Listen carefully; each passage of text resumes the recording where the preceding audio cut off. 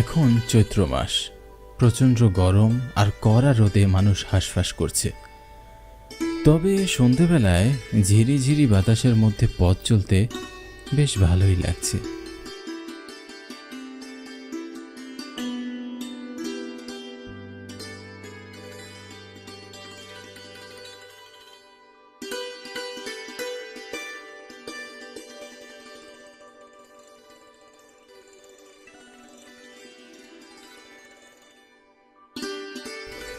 এই মুক্ত বাতাস মনের মধ্যে এক আলাদা প্রশান্তি এনে দিচ্ছে। জীবনে দুঃখ না থাকলে যেমন সুখের অনুভূতি মেলে না, তেমনি ঠান্ডা বা শীতল বাতাসের প্রশান্তি অনুভব করা যায় না।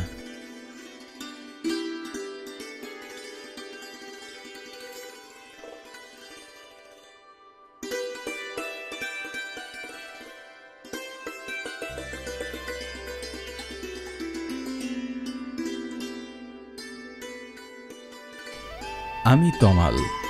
কলকাতা শহরের বড় বড় দালানকোঠার মাঝে আমার জন্ম হলেও সেখানে থাকার মতো সৌভাগ্যটা আমার হয়ে ওঠেনি। মাত্র 5 বছর বয়সে বাবাকে হারিয়ে এতিম হয়ে পড়ি। মায়ের একার পক্ষে সংসার চালানো বেশ দায় হয়ে পড়ে। তাই শহরের বাড়িটি বিক্রি করে আমি আর মা আসি চুরুলিয়া গ্রামে। চুরুলিয়া গ্রামে আমার নানার বাড়ি। আমার মা নানা নানির একমাত্র সন্তান, তাই নানা বাড়িতে কখনো যত্ন আত্মীর কমতি হয়নি। নানা বাড়িতে আসার কয়েক বছরের মাথায় আমার নানাও বাবার মতো আমাদের সঙ্গ ত্যাগ করে চলে যান ও পারে। সেই থেকে মা আর নানিকে নিয়েই আমার পরিবার। ছোটবেলা থেকেই নানি বাড়িতে বড় হয়েছি, তাই তো গ্রামটির মায়া ছাড়তে পারি না। অভাবের সংসারে অনেক কষ্টে উচ্চ মাধ্যমিক পাশ করবার পরে গ্রামে একটি ছোটখাটো চাকরি করছি। মা আর নানিকে বাড়িতে একা রেখে শহরে গিয়ে চাকরি করার সাহস হয়ে ওঠেনি আমার।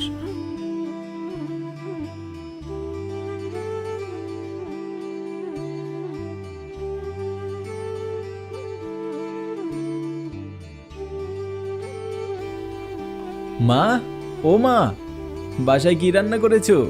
ভীষণ খিদে পেয়েছে, তাড়াতাড়ি খেতে দাও।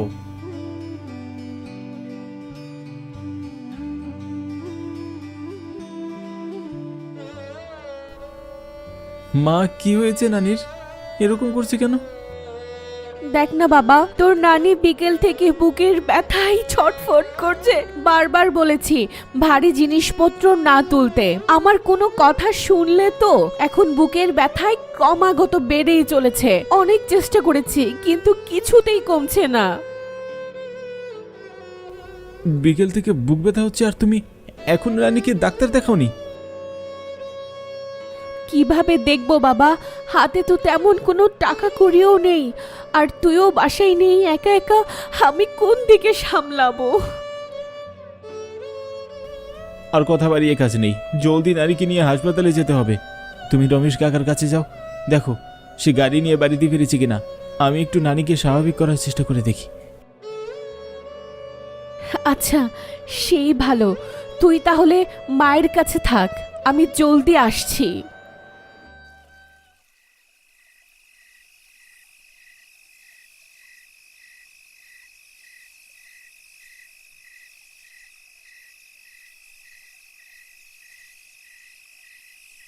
নানি, তোমার কি খুব খারাপ লাগছে? তুমি চিন্তা করো না, আমি তোমাকে হাসপাতালে নিয়ে যাচ্ছি। দেখবে তুমি একদম ঠিক হয়ে যাবে। আর একটু কষ্ট সহ্য করো।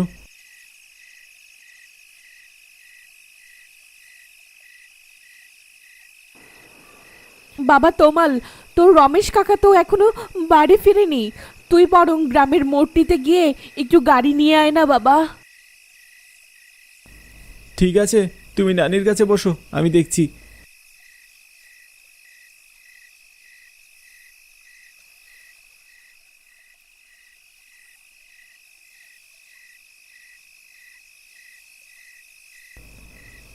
পুরুলিয়া গ্রামটি আর আগের মতো নেই।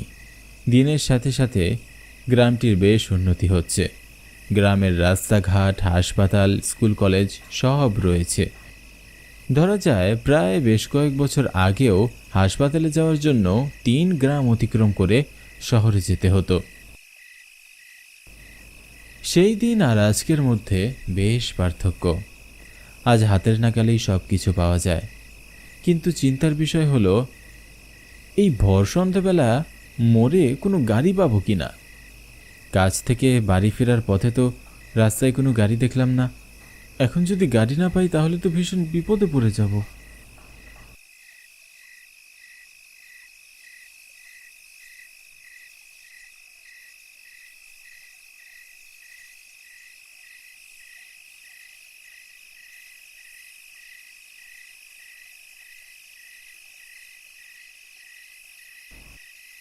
হে ভগবান, যা ভেবেছিলাম তাই হলো। বিপদের মধ্যে আবার বিপদ। রাস্তায় একটিও তো গাড়ি নেই, এখন কি করি?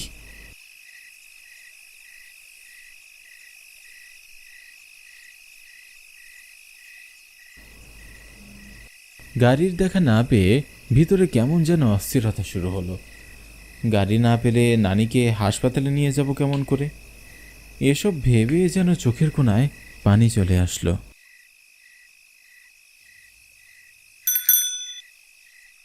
কানে হঠাৎ করে ক্রিং ক্রিং আওয়াজ পেয়ে মাথাটি সামনে উঠিয়ে দেখলাম সামনে একটা ভ্যান গাড়ি।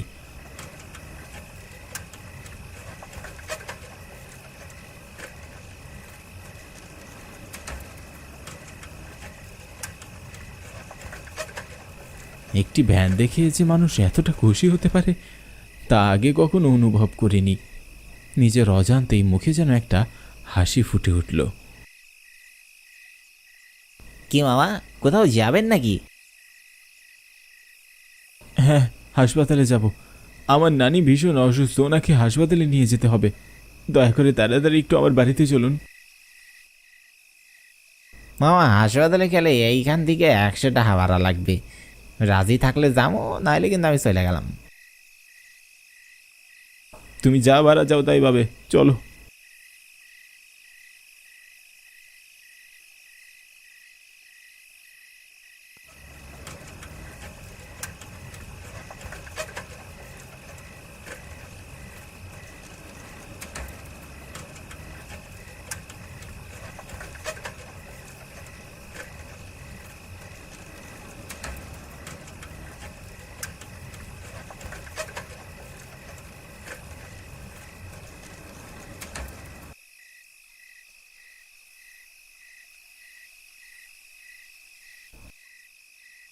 মা, ও মা, গাড়ি পেয়ে গেছি।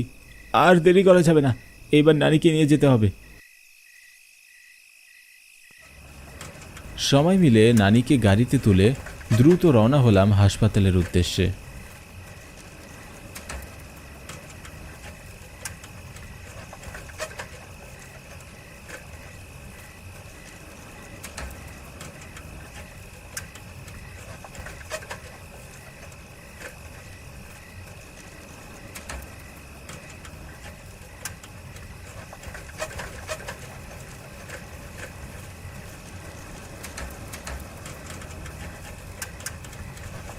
মামা, আর একটু জোরে চালাও না।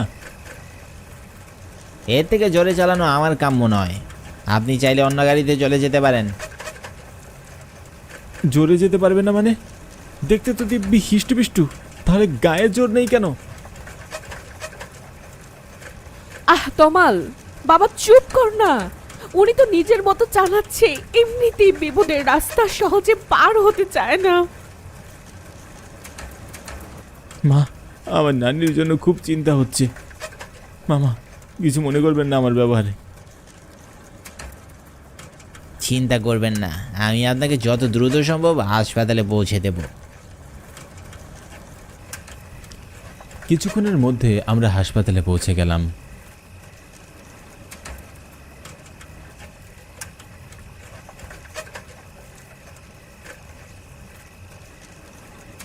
হাসপাতালে পৌঁছাতেই একজন ডাক্তার আমাদের দিকে এগিয়ে আসলেন। নানি তখনও বুকের ব্যথায় কাতরাচ্ছিলেন।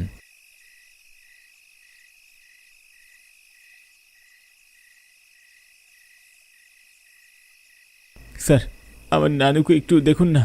আজ বিকেল থেকে তার বুকে ব্যথা কিছুতেই কমছে না।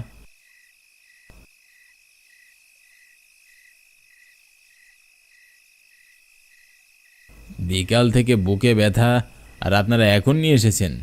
রোগীর অবস্থা তো ভালো নয়, তিনি তো কথাই বলতে পারছেন না।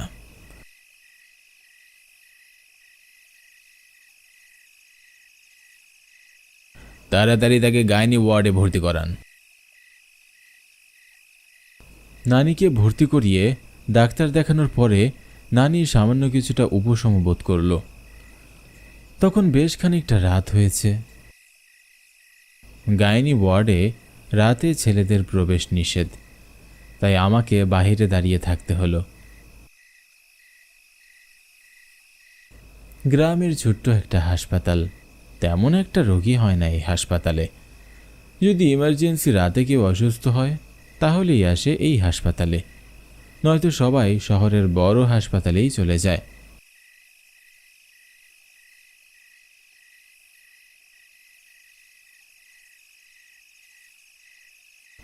যাকগে, বেশ অনেকটা রাত হয়েছে।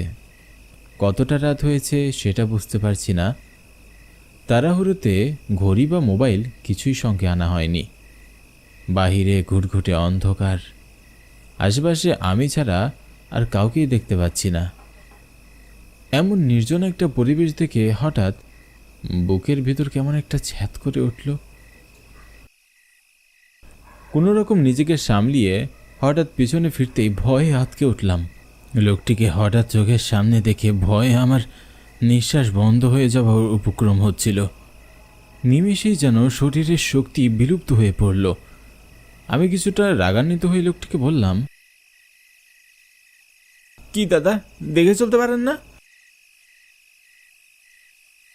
আমি কি করলাম? নিজের অসাবধানতার জন্য অন্যকে দায়ী করা একদম ঠিক নয়। কথাটি বলেই লোকটি দরজার সামনে গিয়ে বসে পড়ল। এমন তীব্র গরমের মধ্যে এভাবে চাদর মুড়ি দিয়ে থাকতে দেখে যে কেউ তাকে পাগল মনে করবে। অন্ধকারের মধ্যে চাদরে ঢাকা চেহারাটি স্পষ্ট দেখতে পেলাম না।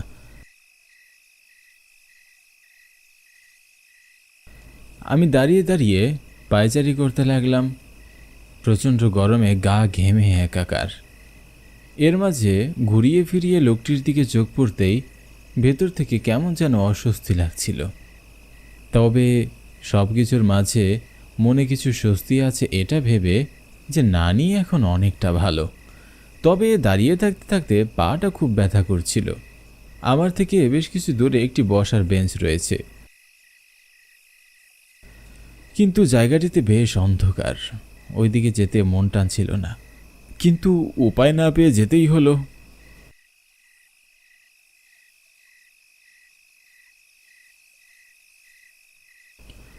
বেঞ্চটিতে বসে আমার খুব ক্লান্ত লাগছিল। আমি তাকিয়ে থাকতে পারছিলাম না। ঘুমে আমার চোখ দুটি বন্ধ হয়ে আসছে। তার মধ্যে ভ্যাপসা একটা গরম। মাথার উপর একটি ফ্যানও পর্যন্ত নেই যে একটু জিরিয়ে নেব। এই ব্যবসা গরমের মধ্যেই বসে রইলাম। কখন যে দুটো চোখ বন্ধ হয়ে এলো সেটা বুঝতেই পারিনি। মাঝরাতে হঠাৎ কেমন যেন হাড় চিবানো আওয়াজে আমার ঘুম ভেঙে গেল। চোখ বন্ধ অবস্থাতেই অনুভব করতে পারছিলাম আওয়াজটি আমার পাশ থেকেই আসছে। কেন জানি সেদিকে তাকিয়ে দেখার মতো আমার সাহস হচ্ছিল না।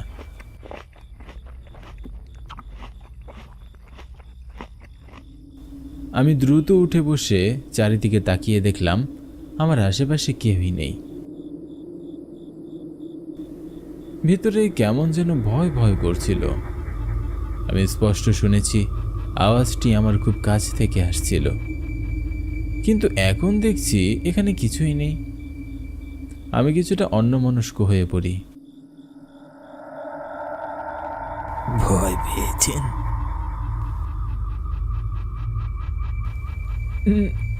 কে? এই আপনি অমন কেন মশাই? হুট করে সামনে চলে আসেন। আমাকে তো ভয় পাইয়ে দিয়েছিলেন। বাবা, আপনার নানি কি এখন ভালো আছে? অনেকটা রাগের মাঝেও লোকটির কথাতে বেশ মায়া লাগলো, তাই শান্ত স্বরে উত্তর দিলাম, জি এখন অনেকটা ভালো আছে। আপনি কাকে নিয়ে এসেছেন? মা, আমার মাকে নিয়ে। চিন্তা করবেন না, আপনার মাও দ্রুত ভালো হয়ে যাবে। এসব কি বলছেন? হ্যাঁ, সে তো আজ মারা যাবে, আর আমি এত কষ্ট করে বসে আছি তার মৃত্যুর খবর শোনার জন্য। লোকটির কথার মাথা মুন্ডু কিছু বুঝলাম না। কোন সন্তান যে মায়ের মৃত্যু কামনা করতে পারে তাই এই লোকটিকে না দেখলে জানতামই না। এসব কি বলছেন আপনি? পাগল হয়ে গেলেন নাকি?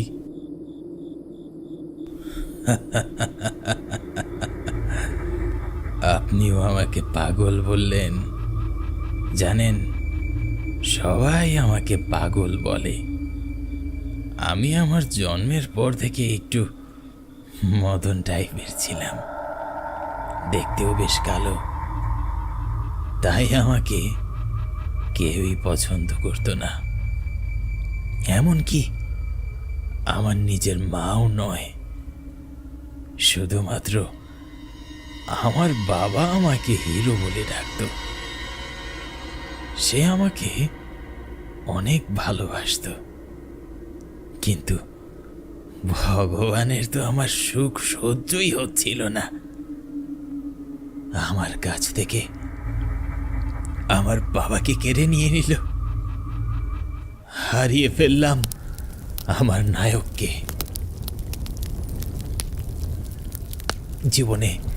জীবনে নেমে এলো অন্ধকার। স্কুলে পড়তে পারলাম না বলে স্যার মারতো, আর বাড়িতে মা খাবারও ঠিক মতো দিত না, না খেয়ে বসে বসে কাঁদতাম। আস্তে আস্তে আমি মানসিক রোগী হয়ে গেলাম। রাস্তার সবাই পাগল পাগল বলে খেপাতো আমায়। ঘরের এক কোণায় বসে মুখ লুকিয়ে কাঁদতাম। আমার মাথায় হাত বুলিয়ে দেওয়ার মতো কেউ ছিল না। আস্তে আস্তে মানুষের ভয়ে চাদর মুড়ি দিয়ে মুখ লুকিয়ে বাহিরে বের হতাম। একদিন আমার মায়ের সেটাও সহ্য হলো না। আমার জন্য নাকি ছোট বোনের বিয়েও হচ্ছিল না, তাই সেদিন অনেক যত্ন করে আমাকে মাংস ভাত খাওয়ালো। আমিও অনেক দিন পরে মায়ের ভালোবাসা পেয়ে নিজেকে ধন্য মনে করলাম, কিন্তু কে জানতো সেটি ছিল আমাকে মারার ষড়যন্ত্র। যন্ত্রণায় ছটফট করতে করতে চলে গেলাম এই নিষ্ঠুর দুনিয়া ছেড়ে।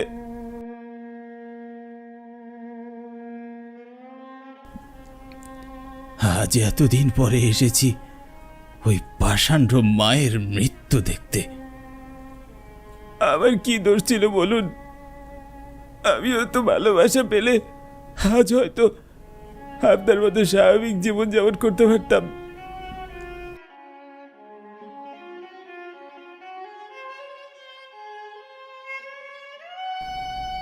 একটানা মনে জমানো কষ্টের কথাগুলো বলে লোকটি আমাকে বাকরুদ্ধ করে রেখে অন্ধকারের মধ্যে কোথায় যেন হারিয়ে গেল।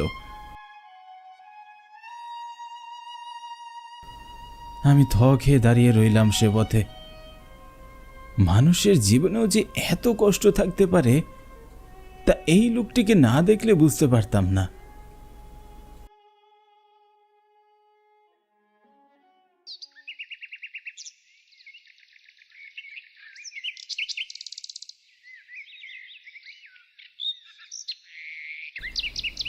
পরের দিন অবশ্য একটি মহিলার লাশ বাহিরে কাপড় ঢাকায় দেখেছি।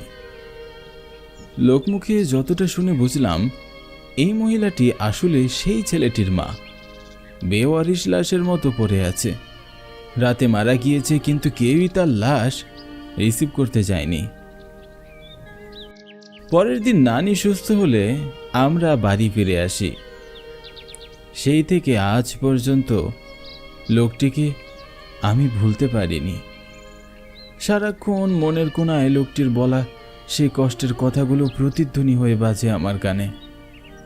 আমরা কেউই সমান দক্ষতা, জ্ঞান, বুদ্ধি এসব নিয়ে জন্মগ্রহণ করি না। এটা তো আমাদের দোষ নয়।